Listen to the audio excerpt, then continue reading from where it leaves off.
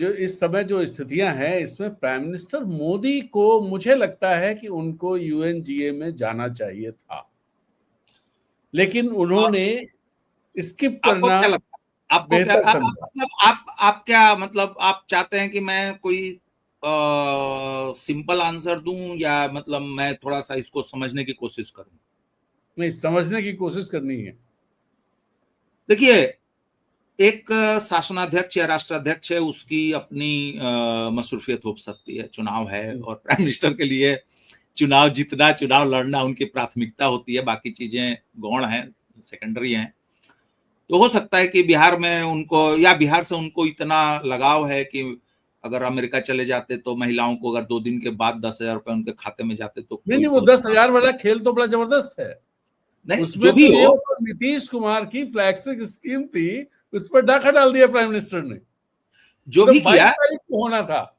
जो भी किया, लेकिन मैं प्राइम मिनिस्टर के प्रति मतलब रेस्पेक्ट के साथ कह रहा हूं कि हो सकता है कि प्राइम मिनिस्टर को लगा कि यार मैं वहां चले जाऊंगा, 2 दिन के बाद खाते में जाएगा, हाँ, तो माताओं जीविका बहनों दीदियां क्या को करेंगी? हाँ, हो सकता उनको ये हो सकता है।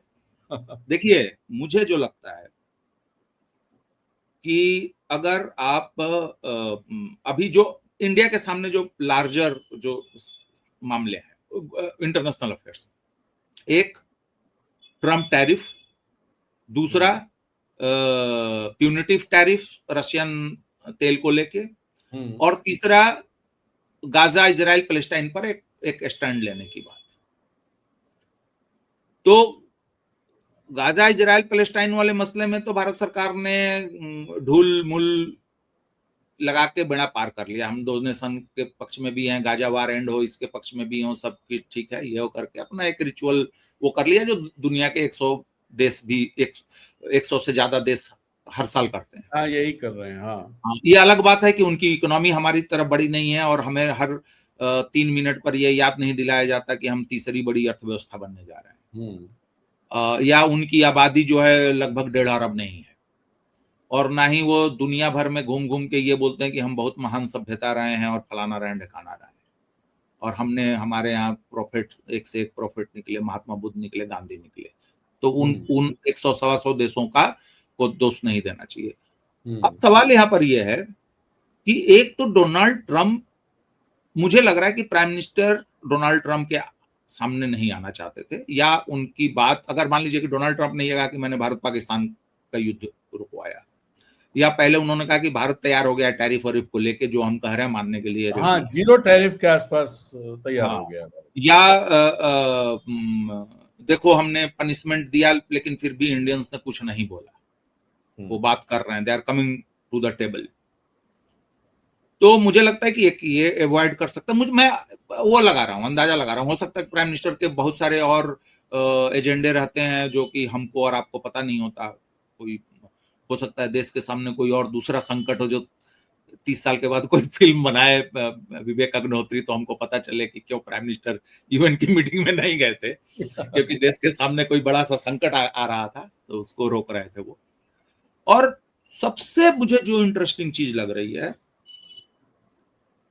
कि जो हम लोग पहले भी बात कर चुके हैं कई बार, कि मुझे ये लग रहा है कि भारत सरकार सायास ये कोशिश कर रही है कि हम ग्लोबल अफेयर्स से अपने आप को विड्रॉ करें, और ये इसके पीछे कोई बहुत गूढ़ और समझदारी नहीं है।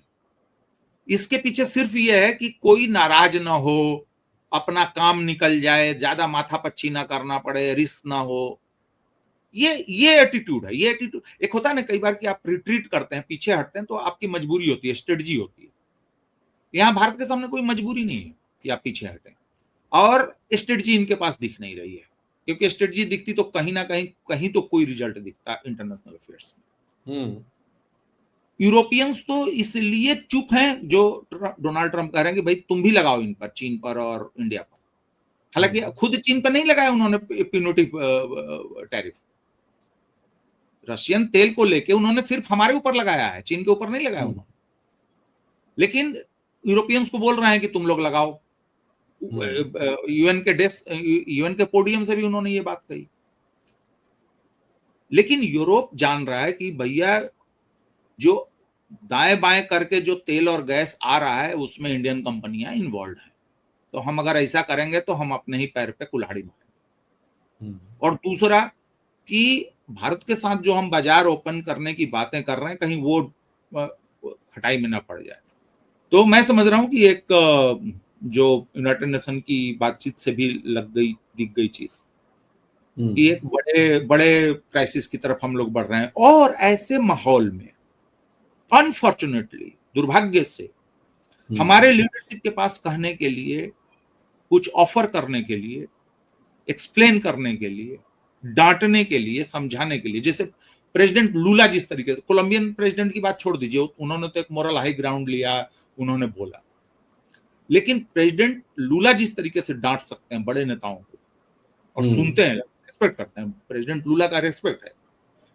और मैं एकदम कन्विंस हूं कि प्राइम मिनिस्टर मोदी से मेरे वैचारिक या अपने देश के मुद्दों को लेके, पॉलिटिक्स को लेके, मैं चाहे उनकी चाहे जितनी आलोचना करूं, चाहे जितना उनसे मतभेद हो, अगर उनके पास कुछ ठोस अगर आइडियाज होते, कुछ ठोस ऑफर करने के लिए होता, तो उनकी बात ग्लोबल स्टेज पे सुनी जाती, क्योंकि वो इंडिया के प्राइम मिनिस्टर हैं, उनके पास एक अच्छा मैंडेट है, लंबे समय से वो देश का नेतृत्व कर रहे हैं। लेकिन अनफॉर्चुनेटली, अगेन जो मैं कह रहा था यूरोपियन लीडर्स के बारे में, कि जब आपके स्वार्थ छोटे हैं तो आपके विचार भी, आपकी सोच भी जो है वो ओछी होगी। और अनफॉर्चुनेटली वो बात भारतीय लीडरशिप पे भी लागू होती है। मुझे कहते हुए बहुत दुख के साथ मैं ये बात कह रहा हूं। आपको किसने बोला है, रोका है कि आप 2 बार 4 बार नहीं आप बोल सकते कि भाई ये गाजा में जो हो रहा है वो ठीक नहीं हो रहा है। और आप इसलिए मत बोलिए कि आपको बहुत ज्यादा फलस्तीनियों से प्रेम है, आप इसलिए बोलिए कि ग्लोबल साउथ देख रहा है आपको, लोग आपसे उम्मीद लगाए हुए हैं, और आप ही उनकी उम्मीद को बढ़ाए हैं बुद्ध और गांधी का नाम लेके बार बार। आप ही ने उनको बढ़ाया, बोल देते कि भैया हमको लेना देना नहीं है, बाकी कह दोगे दवा भिजवा दूंगा, गेहूं भिजवा दूंगा। और ऊपर से इनके ट्रोल्स, इनके बड़े बड़े trolls, so called respected trolls, Sonia Gandhi या प्रियंका गांधी या दूसरे विपक्षी नेताओं को ट्रोल कर रहे हैं कि तुम लोग गाजा के सांसद हो गया। दादा सोनिया ने कल हिंदू में एक लेख लिखा है, और जो लोग सोनिया गांधी को उल्टा सीधा बोल रहे हैं, या जो लोग भी गाजा फिलिस्तीन को बारे में बोल रहे हैं, उन घामड़ों को यह पता नहीं है कि भारत का प्राइम मिनिस्टर गाजा गया था एक समय जमाने में, वहां पे भारतीय सैनिक शांति स्थापित करने के लिए वहां पे तैनात थे, इंडियन सोल्जर्स, हमारे सैनिक। पंडित नेहरू गए थे, और पंडित नेहरू जब गाजा से लौट रहे थे, जॉर्डन का जहाज था, आमतौर पे कोई भी जाता है तो जॉर्डन ही जहाज देता है, क्योंकि वो तो सब इजराइल का कब्जा है। तो इनको 2 फिलिस्तीनी इजरायली लड़ाकू जहाजों ने प्राइम मिनिस्टर नेहरू के जहाज को थ्रेट किया। उसके बाद बेरूत में इनका भाषण था, अभी भी उस फोटो को देखिए, स्टूडेंट्स खिड़कियों पर चढ़े हुए, टंगे हुए हैं प्रेसिडेंट नेहरू को सुनने। और बंदा वहां पे अरब वर्ल्ड में जरा सा इस बात को नहीं बोलता कि ये जेट जो है हमें धमका रहे थे और हमारा एक्सीडेंट भी हो सकता या वो मार भी सकते थे हमें।